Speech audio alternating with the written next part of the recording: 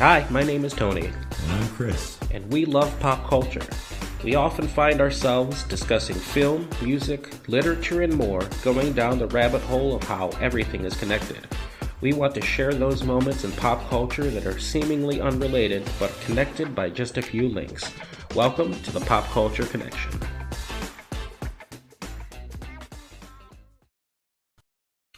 All right, welcome back to the Pop Culture Connection.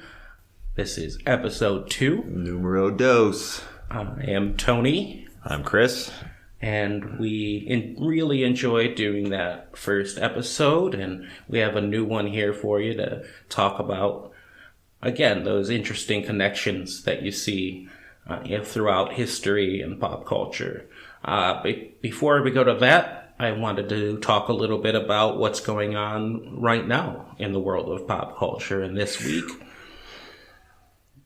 so this one could be a bit problematic if people are sensitive, which, let's face it, everybody is, and that's okay. So that's why the coming disclaimer is warranted. Yes. Before we get into today's episode of Willard Scott and Night of the Living Dead, I would like to point out that I came up with this concept a few weeks ago, and I am not making light of the death of a prominent television personality, and would like to extend my personal condolences to his family, and I don't believe at all that he will rise from the dead and try to consume. Let's hope not. It's just one of those coincidences. Chalk it up to that. Right. But before we do that, I just wanted to kind of talk through some stuff that is going on right now. For example, the new trailer for The Matrix Resurrections came out. Looks cool. I don't know. Like, is now the right time? Because I think the Matrix movies were very much a product of that time. Sure. Yeah, you can't really separate them, but I guess the execs at Warner Brothers thought it was the right time. And it's true. They can make money. It's got Keanu. Yeah. So, I'll see that. But it should be interesting. If you do want to, let us know what your thoughts are on a new movie. I did also notice that Disney Plus will have a Muppets Haunted Mansion that is coming out, which combines two of my favorite things in the world. Yeah, there's a lot of cool stuff on the slate throughout this Halloween and holiday season, so it's going to be a lot to talk about. Including the new Halloween Kills, yeah, which is going to be released not only in theaters, but on the streaming service Peacock on the same day. What do you think about the streaming stuff? Like, do you like that platform? Are you more of a theater guy? Or? I am definitely a theater for some movies. I do like being able to watch a movie day one, and I will pay a premium depending on the movie. But like we were talking about last week, there is something about going to the theater for specific films.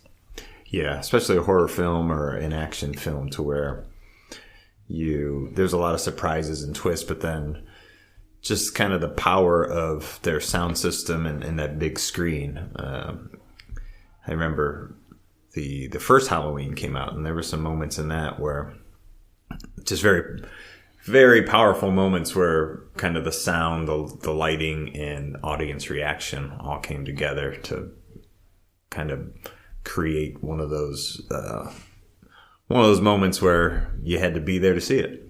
Absolutely. And I have seen the original when they've done a re-release at theater. This past film for 2018 was excellent to see in the theater, so it is something I would like to go see. But I like the fact that when it is something like that, I go to the theater, I immediately want to see it again, but don't necessarily want to pay to go to the theater again. Yeah, it's no Titanic. It is not the Titanic. Michael Myers aboard the Titanic, though, would have been an interesting twist. Would even that kill him? That's a good question. I would imagine he'd find a way to get on one of the lifeboats. Probably. He's a survivor. The only other thing that I saw this week, Chris, I don't know if you had anything that you came across, but there was a viral video that went out with Steve from Blue's Clues.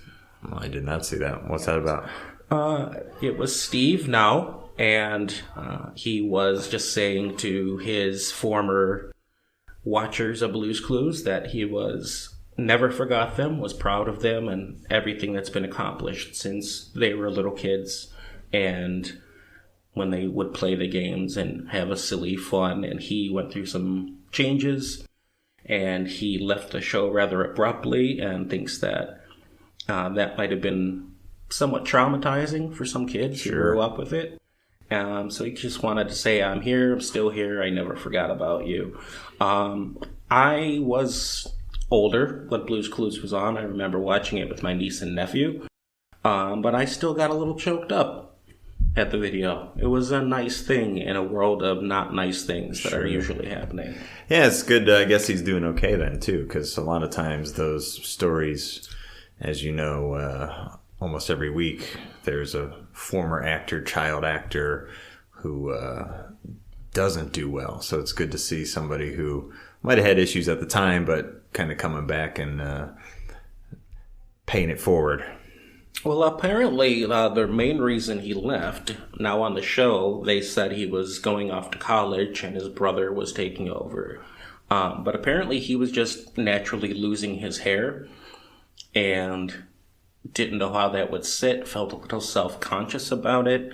And the difference in appearance, again, might be something that kids don't fully understand. That is what I'm gathering of it. Right. I know there were rumors about him becoming a drug addict, and that anyone, if you don't see them for a while, they're automatically ate pop rocks and soda, and their head exploded.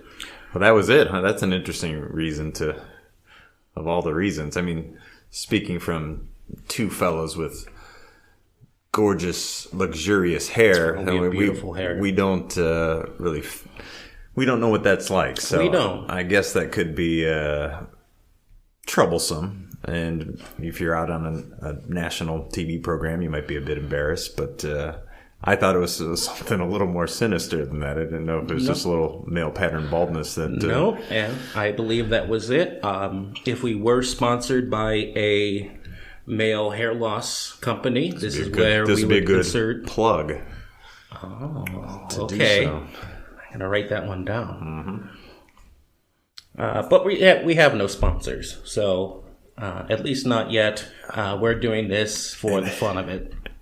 And if we keep going this way, we never will. That's true. I don't know if anyone wants two geeks waxing intellectually about Willard Scott and Night of the Living Dead. Right. There's enough of that out there.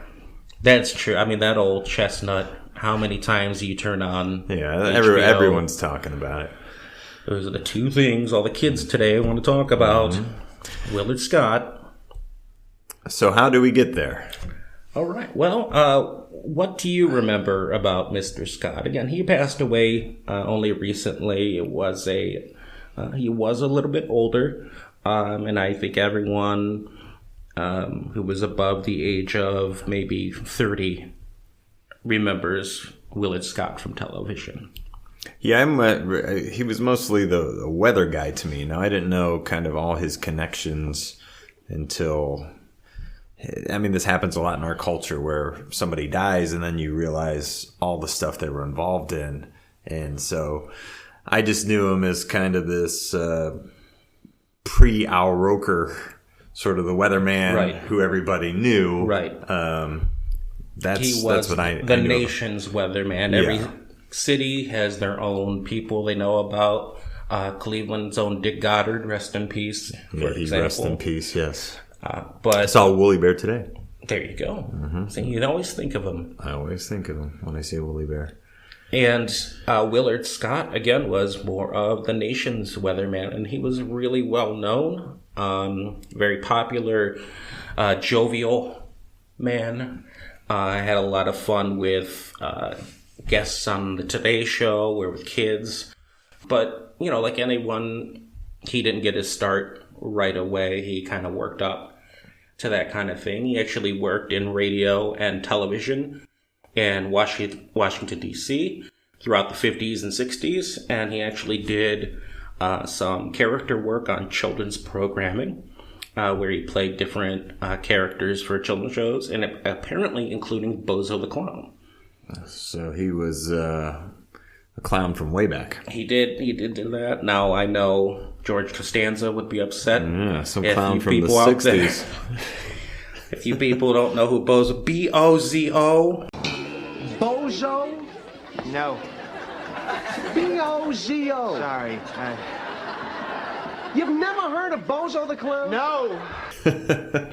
But Bozo the Clown was the clown for a while. I think if you think about very famous clowns, I know, Pennywise is big right now, but he's more on the scary side. Is that a long list of famous clowns? There's not. There was Emmett Kelly. You got Bozo at the top, Pennywise. And then old Ronald. And Ronald Mcdonald wasn't on it. So after doing his children's television shows, a local franchise of a very large restaurant company wanted a mascot, and they came up with a clown figure.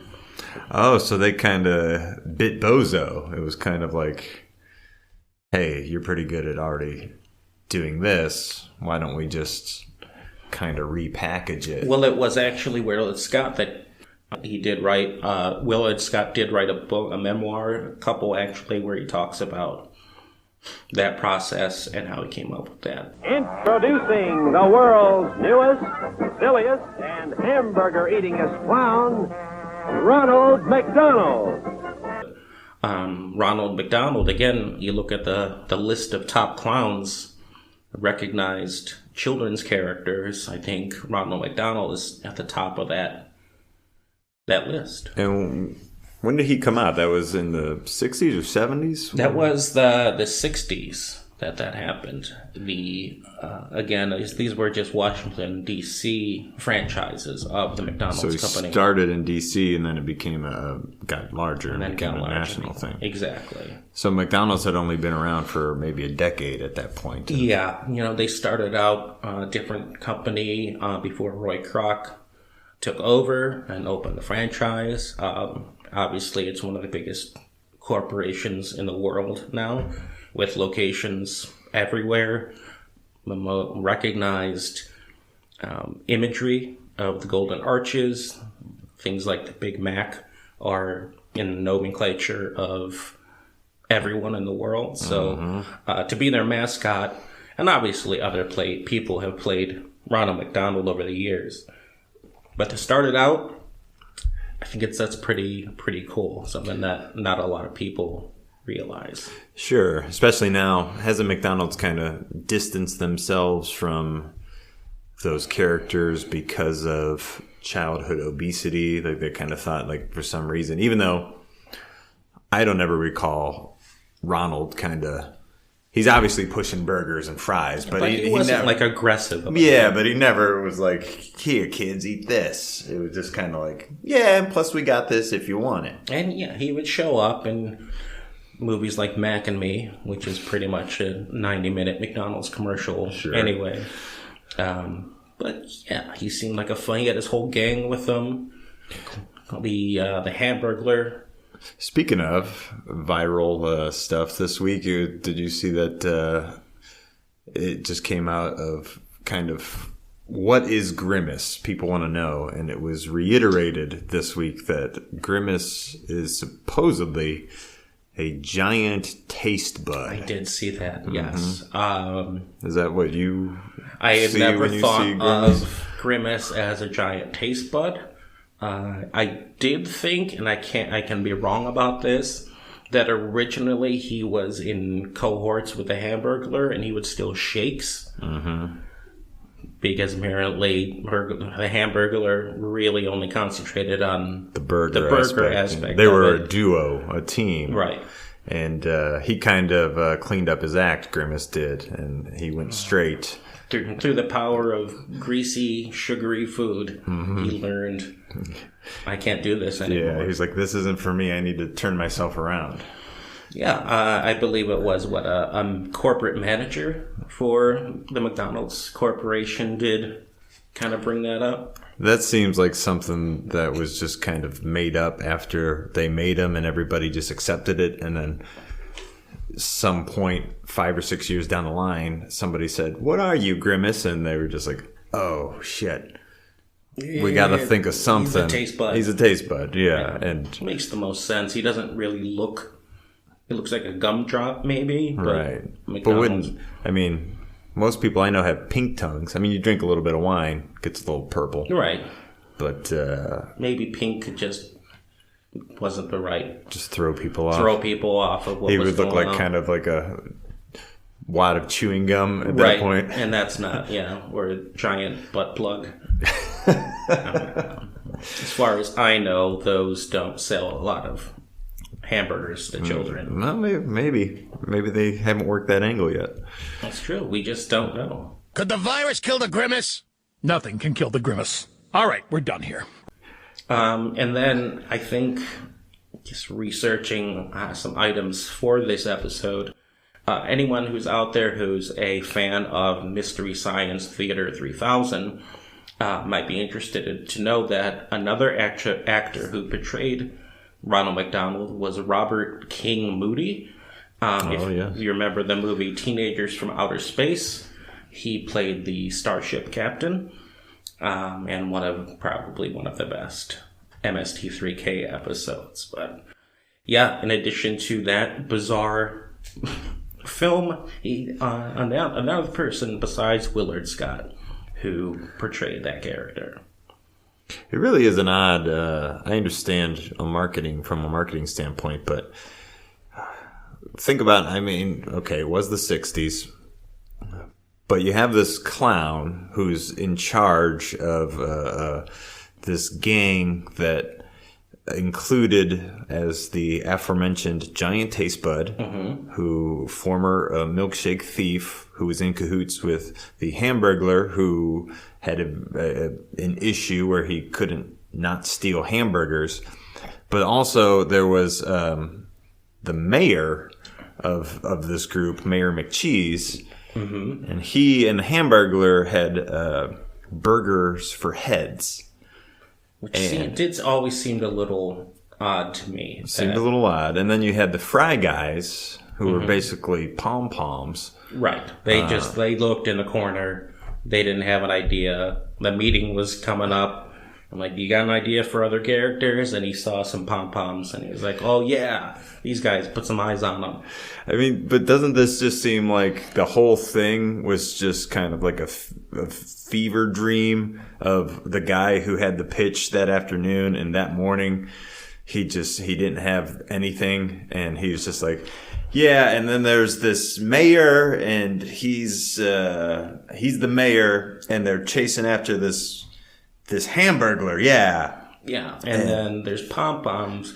I think they originally talked to David Lynch to get these ideas, and he had been up a while, a couple days, had a lot of coffee and cigarettes, and he just pitched this idea to them. Like, a clown is friends with the mayor of McDonald Land, who has I think this was just the mid to late 60s, because all this stuff, it led into H.R. Puffin stuff and the banana splits, and it's just kind of bizarre people in suits just kind of running around, not even really doing anything, just kind of being there.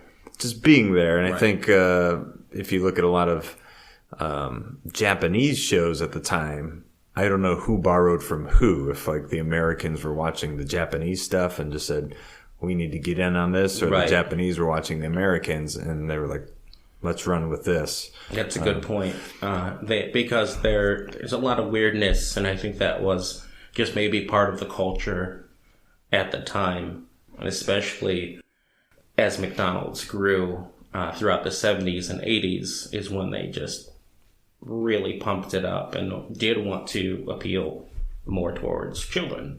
Sure. Yeah, it wasn't until recently till people started asking questions like, what the hell is this? And then people were like, we don't really know what this is. We just kind of ran with it, and it is what it is. And I remember, everyone remembers a Happy Meal and all the different iterations of the toys that came with it. Great marketing thing. Get kids a toy and they'll want the food, and it went like gangbusters. But at some point in like the mid 80s, they were really pushing the Mayor McCheese and the Hamburglar Gang again. But to piggyback off that a little bit, I remember they even had the Transformer Fry Guys and other characters that you could get in a Happy Meal. Happy Meal did have some good. And some good toys. If you kept that stuff and kept it nice, you got a nice little investment there, because that's big bucks for that stuff. Yeah, I do know a lot of collectors look for specific ones. So, Willard Scott, again, rest in peace. He did portray the original Ronald McDonald. And again, we're talking about McDonald's is one of the biggest companies in the world. And I think you and I probably have a similar, again, in the time that we grew up. At least for me, McDonald's was a treat.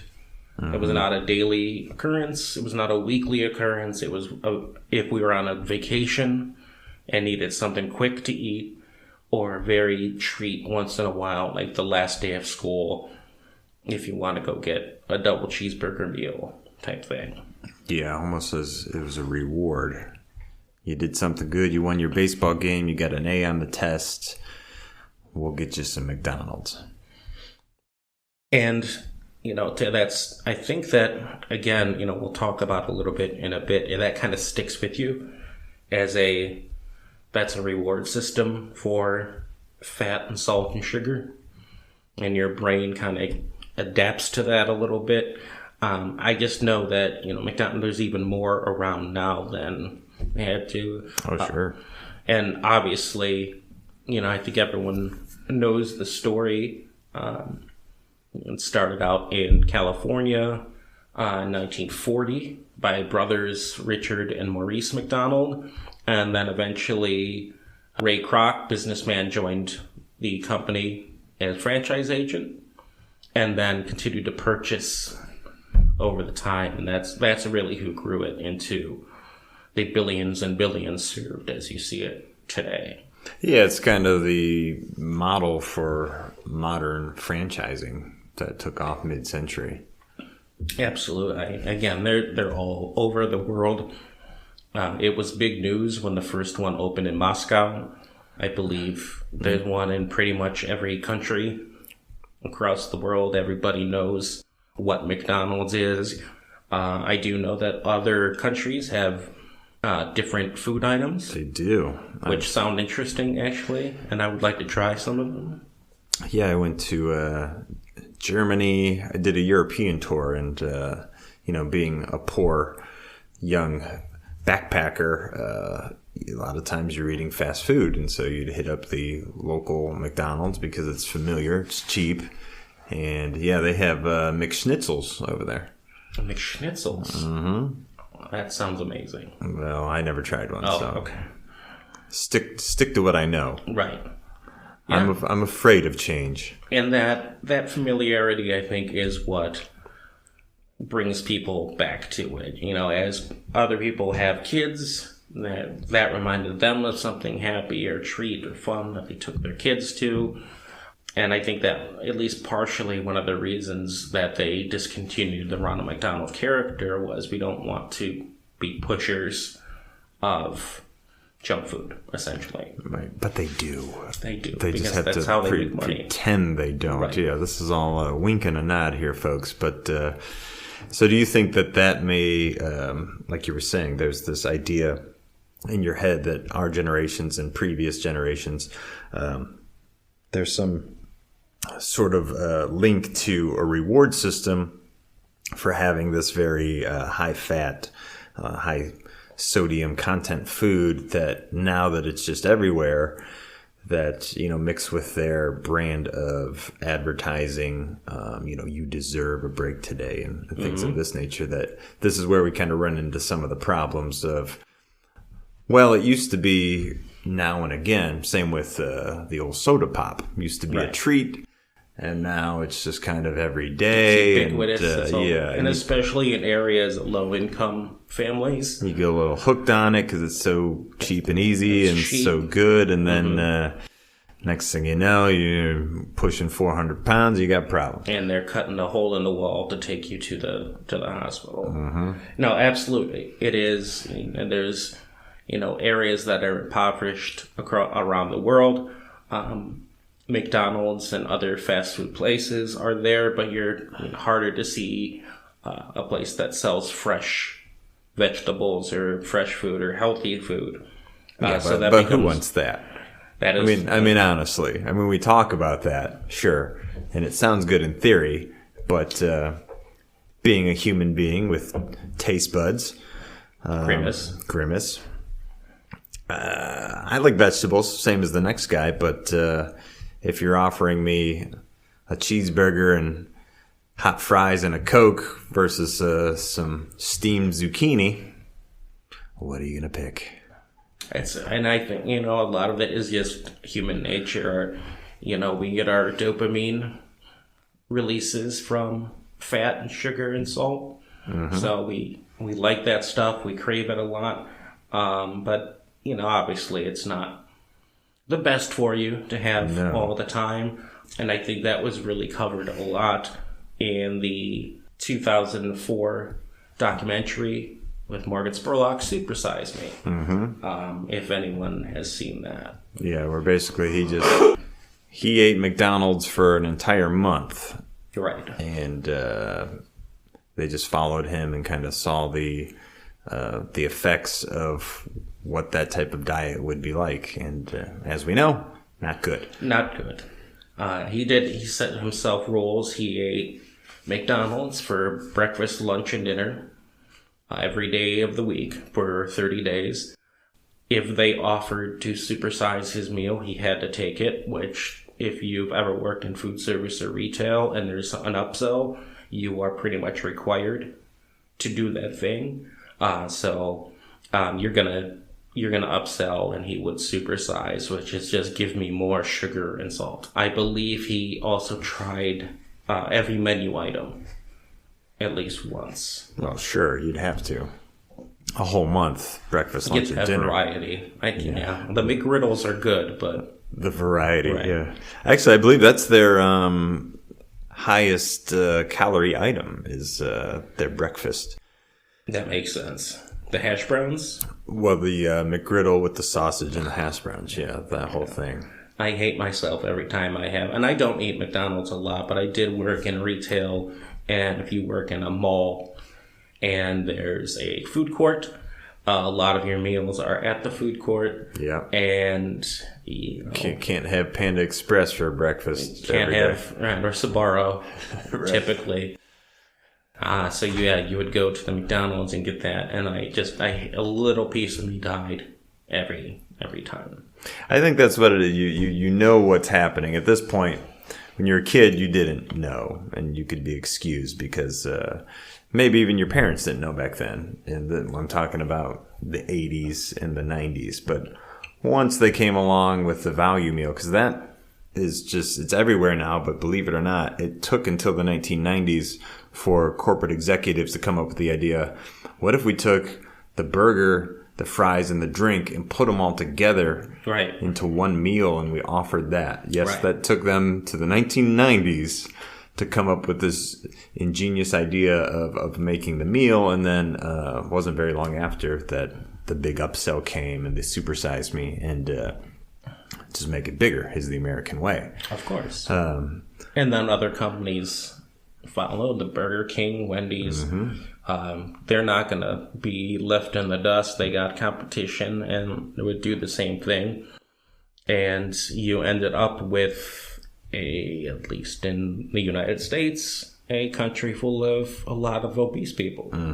Well, it's not just the United States anymore. I believe, I believe the UK has some issues. The UK, and I think actually Mexico is now number 2 behind the US in terms of obesity. So Right. North America is holding strong. Canada is number 3 or 4. So yeah, we're winning. 1. We're number 1. But that's what I'm saying. It's at a time you might have been forgiving for not knowing the effects, even though you knew. It's the same with the cigarette companies. No one was fooling themselves, no matter what the commercials were, with the pleasurable sensation of the smoke. Everyone knew. And, even Don Draper at one point said, you know what, I'm not doing this anymore. But he did. It's hard to quit. It is hard to quit. Don't smoke. Go easy on the fast food. Right. But I do know that there were other studies done outside of Morgan Spurlock's Super Size Me. People doing that diet and exercising regularly and actually losing weight. So there is a genetic component. Yeah. In being able to lose or gain weight. Oh, certainly. Well, there's that guy, I'm sure we could find his name, who ate the Big Mac every day of his adult life. Yes. He holds the world record. The world record for... And every day he would have a Big Mac, and I believe he's in his early 60s now, and I wouldn't say he's the picture of health, but he's no more unhealthy or healthier than your average American. Right. You would think he would bleed special sauce. Sure. But... He's not overweight. He's not obese. Right. He's just a sort of regular sort of guy. So there's obviously a genetic component. Exercise is part of that, which they talk about in Super Size Me as well. But it is an interesting documentary. It'll either make you never want McDonald's again or really want McDonald's while you're watching it. Some of the stuff I think which kind of freaks me out is these videos that come out of somebody who has a coat that they haven't worn in a decade or so, and then for some reason, we've all been there. You late night, you had a little too much to drink, you go to McDonald's and you put a hamburger in your pocket and you forget about it and you put your coat in the closet and you don't wear it for a decade, and then you come back to it and say, oh shit, there's a hamburger in my pocket, and it's looks exactly like it did 10 years prior. Yeah, I have seen some experiments done with fast food, the amount of preservatives. Now, if you are going to seal something and watch it deteriorate, something more organic is going to obviously deteriorate faster than something that has more preservatives in it. That's what preservatives are. But it is interesting to note that they don't really break down as quickly as you would hope something that's food would do. I bought a loaf of bread the other day, and within 48 hours, a quarter of the loaf of bread was molded. And I was upset because I only ate maybe 4 slices of this. But at the same time, I thought, well, this is what Whole Foods do. They break down. But then you take a McDonald's burger that's 15 years old, and the bun, there's not a trace of mold on that bun. Yeah. So that is a little unsettling. That is definitely, and that should tell you exactly what you might be putting into your body, regardless of what Ronald McDonald tries to tell you. It's interesting that you mentioned that, you're out drinking when I may be drinking and grab some fast food. I would also put it for those of us who enjoy the more greener side of imbibing. Yeah. If you're smoking some pot, fast food, when you get the munchies, something like McDonald's, even though you might not normally eat it, you might really, really want it at that. Taco Bell, was our go-to. Yeah, Taco Bell or Denny's are the ones that most likely. But it is, I think, fast food and junk food and marijuana go together pretty well. And after Super Size Me came out, Doug Benson created a documentary of his own. Yep. And how much can you smoke? Yeah, pretty interesting concept to watch that as well. Similar type of idea of smoking pot every day for 30 days versus not doing that, going completely clean for 30 days, and what the effects are. Now, to be fair, somebody like Doug Benson has probably been smoking pot straight for many, many years. I mean, he's a known advocate and one of these true smokers, as they say. So for him to stop doing it is maybe more astounding than to do it. That's, definitely for someone who, even his podcast of Getting Doug with High, he's made it about that, really enjoying that part of his what he chooses to do. Same with like Seth Rogen. That's just, they're connected. So it's not like someone who's never had it before was doing it and then not doing it and trying it for the first time. There's going to be probably a difference there. Well, certainly, and not to harp on the whole generational thing, but the strength of the stuff coming out now is in no way comparable to what it used to be. It's just the people who are starting now are starting with strains that are magnitudes of order stronger than what we grew up with in the 1990s when we were first experimenting. Definitely with what our parents were smoking when they were younger, or might still be doing. It's a very different animal altogether.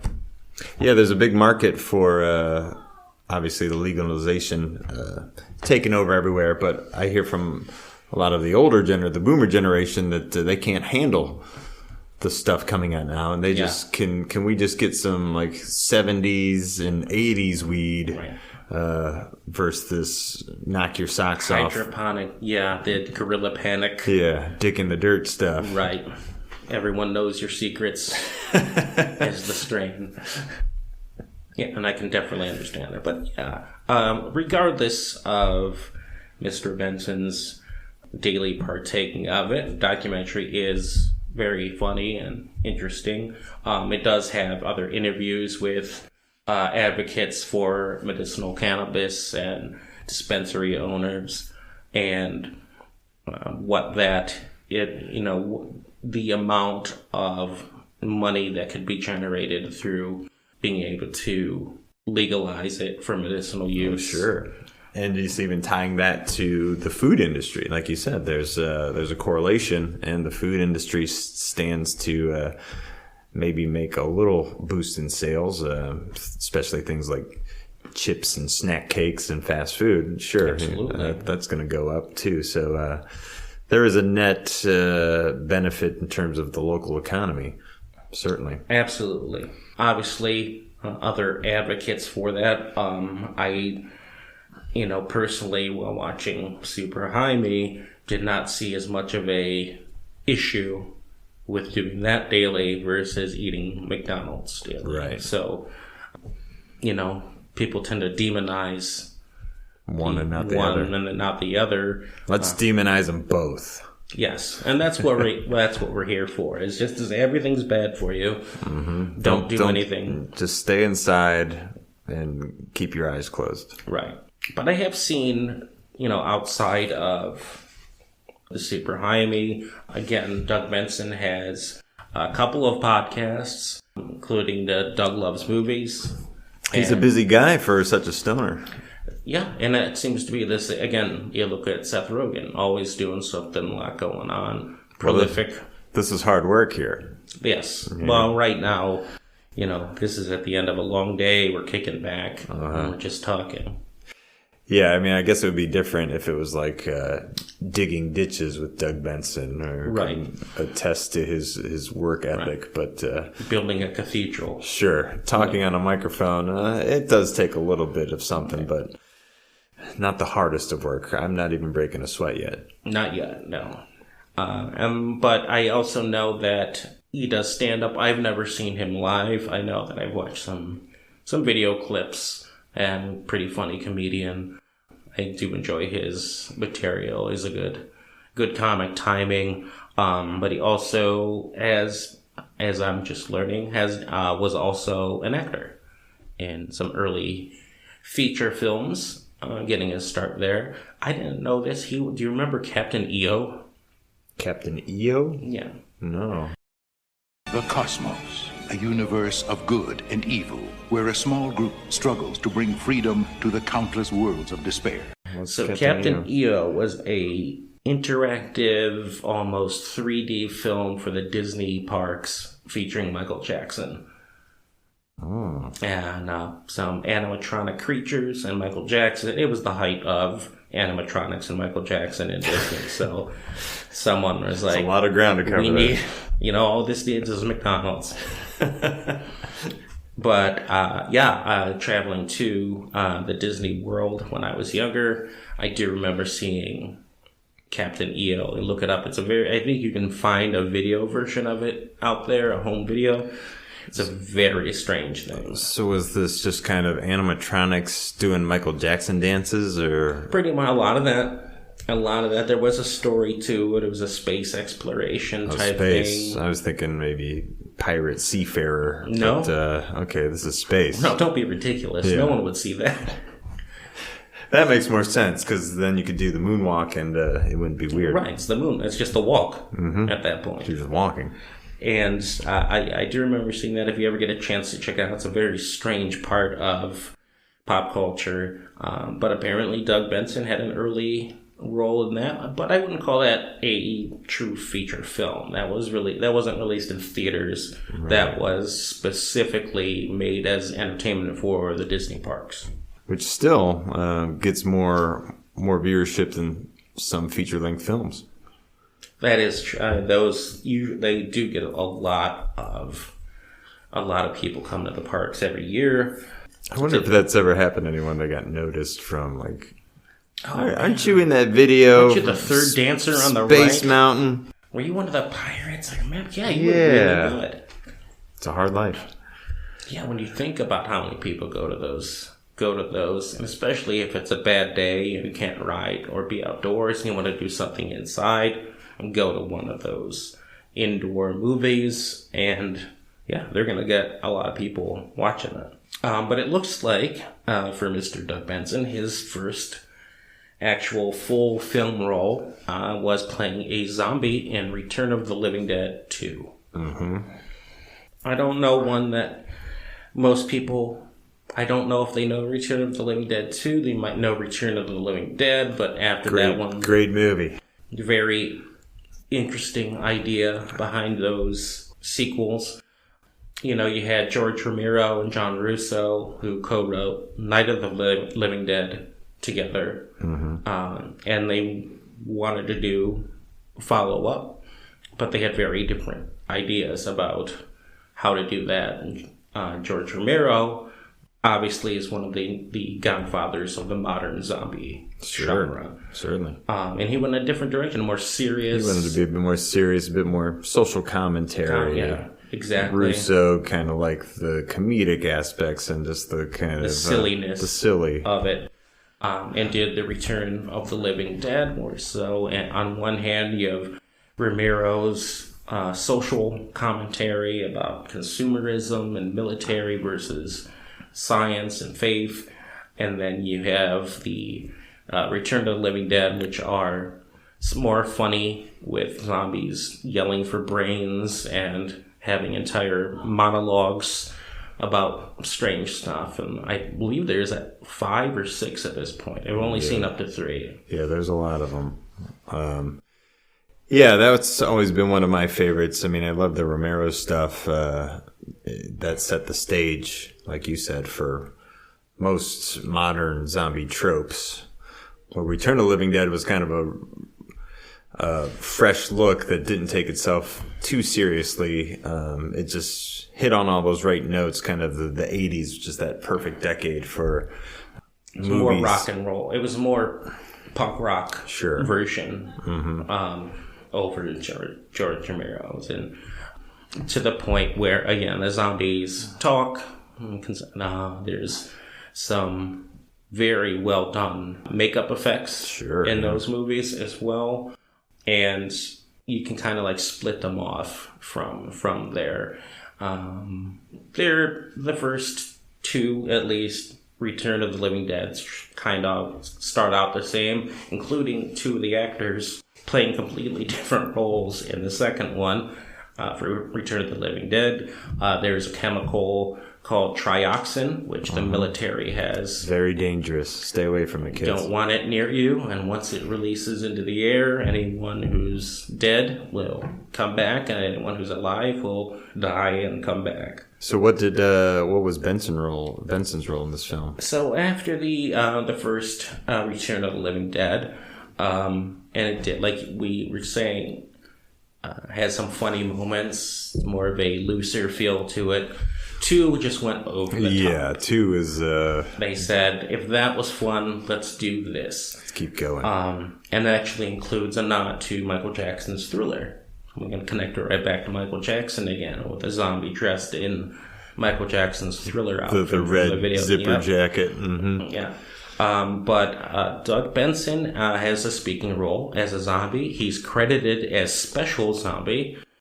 Brilliant.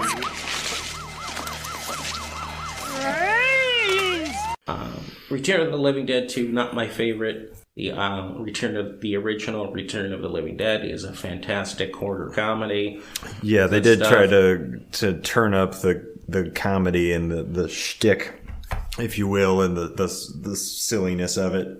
And I like movies like that, but sometimes it's a little over the top. Enough is enough. Yeah. And then 3, I had some very, I believe I saw when I was about 16, and I had some very confusing feelings about the female lead who turned into a zombie. That probably says a lot more about me than I want to admit, but... You have a zombie fetish now? Just her.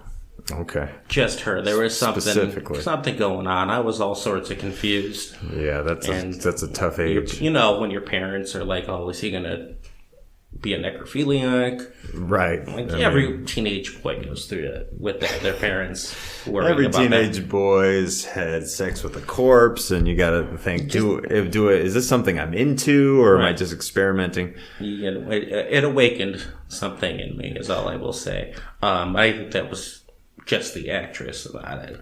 And then I never saw past 4 and 5, but I do love that Romero and John Russo had kind of different ideas about how to do their zombies. I've met both of them. Both are extremely nice, very pleasant, grateful people, and they're if you like The Walking Dead or any modern zombie stuff, you have them to thank. Sure. For that. Yeah, and a lot of what they did was, attention all you would-be filmmakers out there, you can do a lot with not very much, especially in the later sequels. Obviously, they cut their teeth on the movies that they're known for, and those movies still hold up.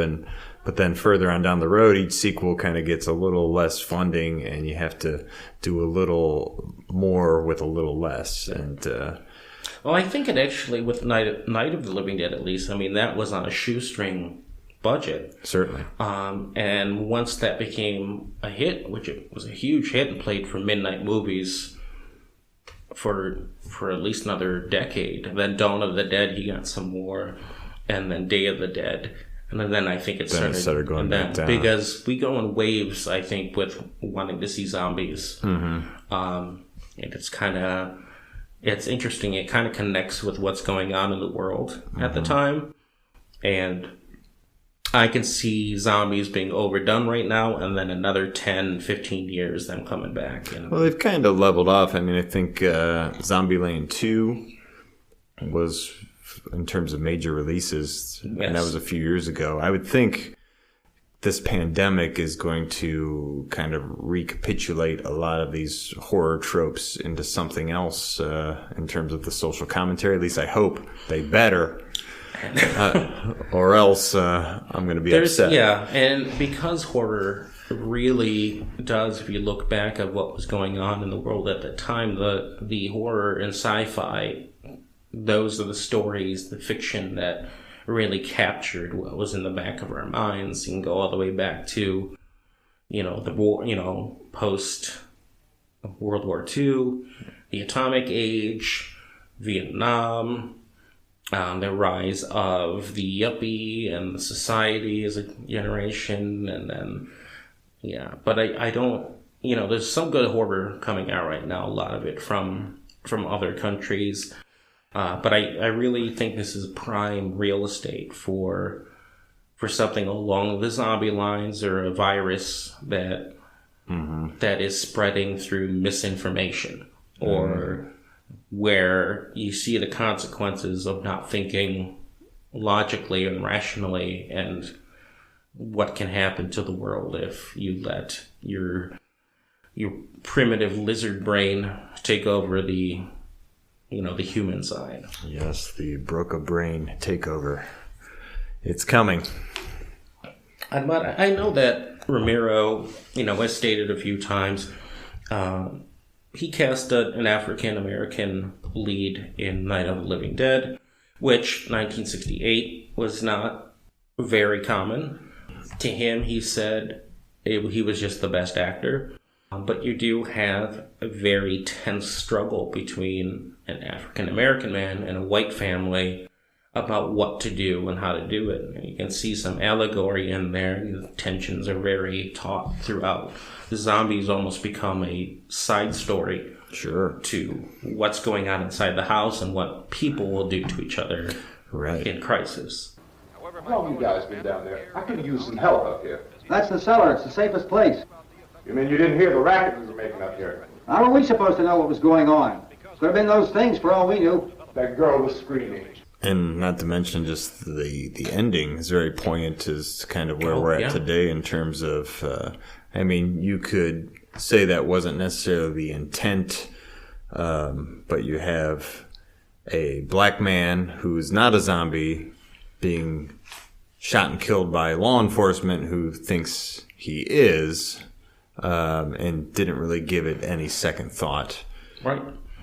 Yeah, and that it's still, at that time, I can't even imagine how that played for certain groups, and even now kind of speaks a lot about what happens.